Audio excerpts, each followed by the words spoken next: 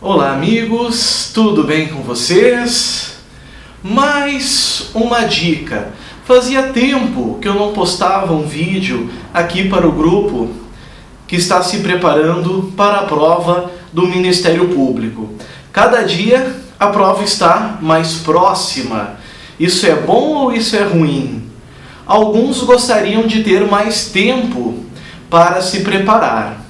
Outros querem que a prova chegue logo, para então poder demonstrar o seu conhecimento e, principalmente, resolver logo essa questão. Bom, o último vídeo que eu gravei versou sobre o inquérito policial. Hoje eu estou gravando um vídeo que fala sobre o Instituto da Ação Penal. E qual parte da ação penal que eu vou trabalhar agora com vocês? Vamos falar um pouquinho de um instituto que é uma causa extintiva de punibilidade chamada de perempção. Olhem bem, perempção. Vocês vão encontrar este instituto lá no artigo 60 do Código de Processo Penal. Então, quem tem a legislação e quiser acompanhar, vocês vão achar lá no artigo 60. Bom, o que é perempção? Perempção vem de perimir, matar, destruir. Casos em que a ação penal estará completamente destruída, destroçada. Então, nós podemos dizer que a perempção, na verdade, ela é uma sanção, ela é um castigo imposto pelo juiz. Mas para quem ocorre esse castigo? Ocorre, senhores, para o titular da ação penal, certo? Presume-se um desinteresse do titular da ação penal. Informação importante: esse castigo, essa sanção penal, destrói a ação. Se destrói a ação por um desinteresse, a gente pode concluir que perempção só pode ocorrer em crimes de ação penal privada, não em ação penal pública. Por que não em ação penal pública? Porque pelo princípio da indisponibilidade, o Ministério Público, que é o titular, não pode desistir da ação penal. Então só é válida para ação penal privada. E não é toda ação penal privada. Vale para ação penal privada exclusiva. Ou ainda, em alguns casos, para ação penal privada personalíssima. Mas ela não é admitida na ação penal privada subsidiária da pública. Por quê? Porque nesses casos, havendo desinteresse do ofendido, lembrem, o Ministério Público retoma a ação penal. Então, perempção, ação penal privada, exclusiva, em algumas situações, personalíssima. Bom, dito isso, pessoal, como mais eu concluo que só se admite a perempção em crimes de ação penal privada? Bom, se vocês pegarem o artigo 60, no próprio caput, os senhores já vão enxergar ali. Nos crimes em que se procede mediante... Qual é a palavrinha ali? Queixa. Queixa, toda vez que vocês encontram, vocês vão lembrar que a ação penal é privada. Nos crimes em que somente se procede mediante queixa, considerar-se-á, ó a palavrinha mágica ali, perempta a ação penal. E aí tem 4 incisos. Só que embora tenha 4 incisos, são 5 as causas de perempção, porque o inciso 3 traz 2. E em todos eles, o mais importante, todos eles falam da figura do querelante. Então se fala no querelante, mais uma vez mostrando claramente que a perempção só ocorre em crimes de ação penal privada. Vamos para essas situações. No inciso 1 diz que é perempta ação penal quando o querelante deixar de movimentar o processo por 30 dias seguidos.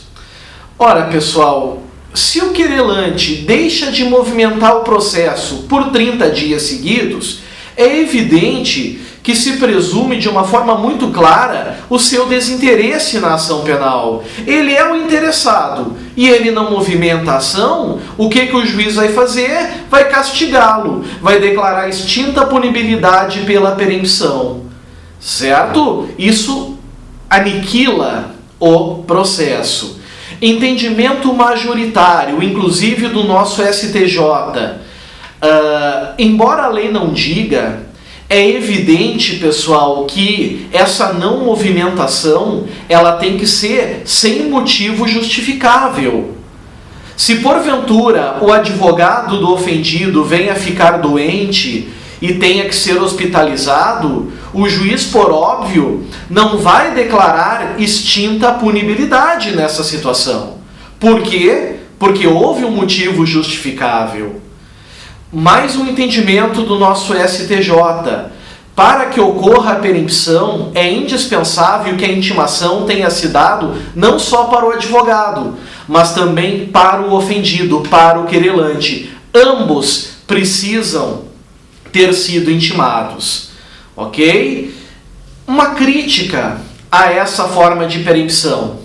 Se o ofendido, por motivo injustificado, deixar de movimentar o processo por 30 dias, está perempta a ação penal. Se ele movimentar por um dia e deixar parado 29, depois por um dia deixar parado 29, é considerada perempta a ação penal? Não, porque tem que ser por 30 dias e consecutivos. Não é possível fazer um somatório de prazos para que chegue aos 30. Bom, inciso 2. O inciso 2 se refere ao falecimento do querelante.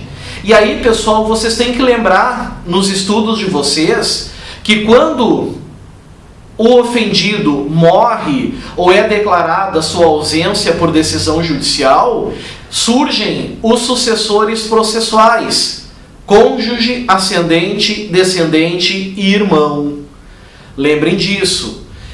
Bom, quando é que nós vamos ter a perempção no inciso 2?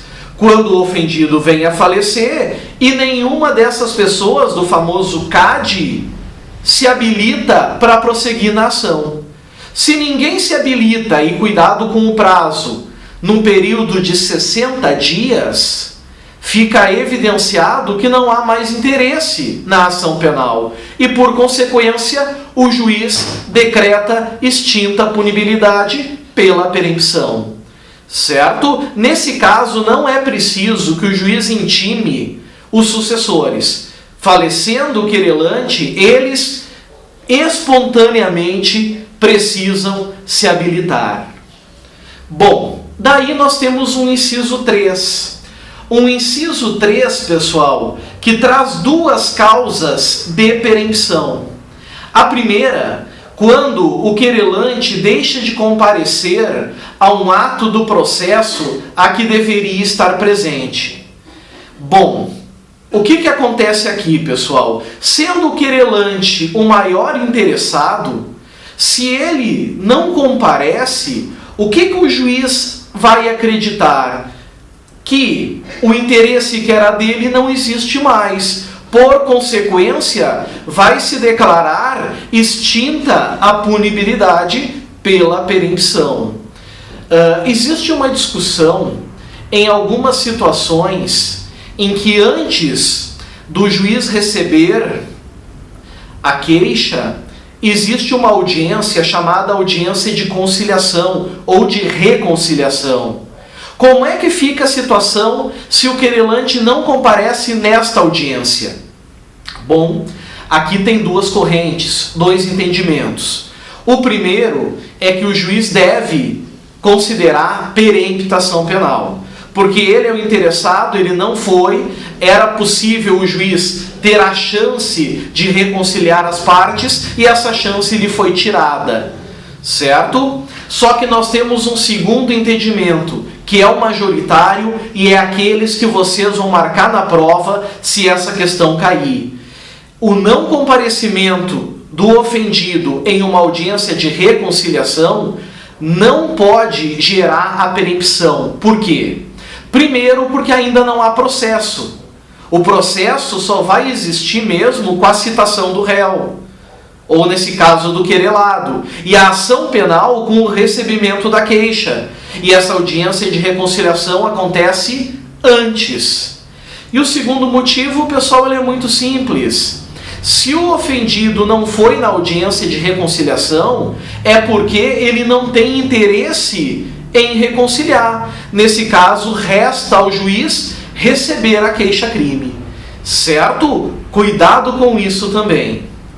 Dentro do inciso 3, temos ainda outra situação de extinção de punibilidade pela perempção, que é quando o querelante deixa de formular o pedido de condenação nas alegações finais.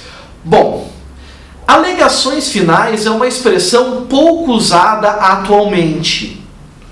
Com a Lei 11.719 de 2008, essas alegações finais foram substituídas por memoriais, certo? Embora o nosso processo comum ordinário, certo, ele ainda fale em alegações finais orais.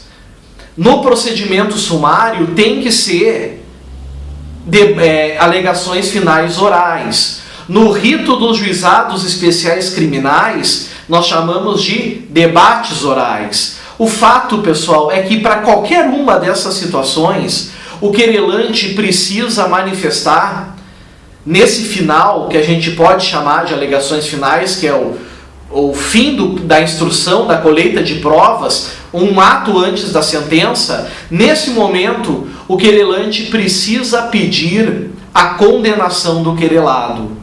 Então, se, por exemplo, lá nas alegações finais, nos memoriais escritos, o querelante diz que deseja que seja feita justiça, isso é pedir a condenação? Não, não é, porque às vezes pedir justiça é simplesmente absolver o querelado. Então, nesse caso, quando se pede justiça, o juiz declara extinta a punibilidade pela perempção.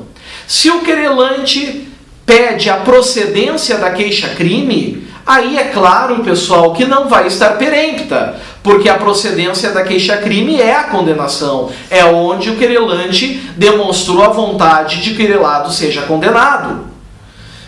Um cuidado importante: se o querelante pedir a absolvição do querelado, o juiz não vai absolvê-lo, vai declarar extinta a punibilidade pela perempção. Por quê? Porque o querelante não pediu a condenação. Cuidem isso. E por fim, nós temos um inciso 4. Um inciso 4 que fala que, sendo o querelante pessoa jurídica, essa se extinguir sem deixar sucessores. Bom, essa causa é a mais lógica de todas. Se não tem sucessores, falta alguém para figurar no polo ativo. Não existe ninguém mais interessado na ação penal. Meus caros, sabendo essas dicas que eu dei para vocês aqui, pode vir qualquer questão envolvendo perempção que os senhores vão tirar de letra. E o segredo é exatamente esse: todo dia aprender um pouquinho. Mesmo aquele dia que vocês não têm vontade de estudar nada, peguem qualquer tema do conteúdo programático e pensem assim: hoje eu vou saber algo que eu não sabia ontem. E amanhã eu vou saber algo que eu não sabia hoje. Vocês vão adquirindo um bom repertório de conhecimento e vão ganhando confiança, pois todos vocês estarão completamente aptos a fazer uma boa prova. Basta acreditar em você mesmo e não desanimar. Essa foi a dica do professor no dia de hoje. Um grande abraço a todos, fiquem com Deus e até o próximo vídeo. Tchau, tchau.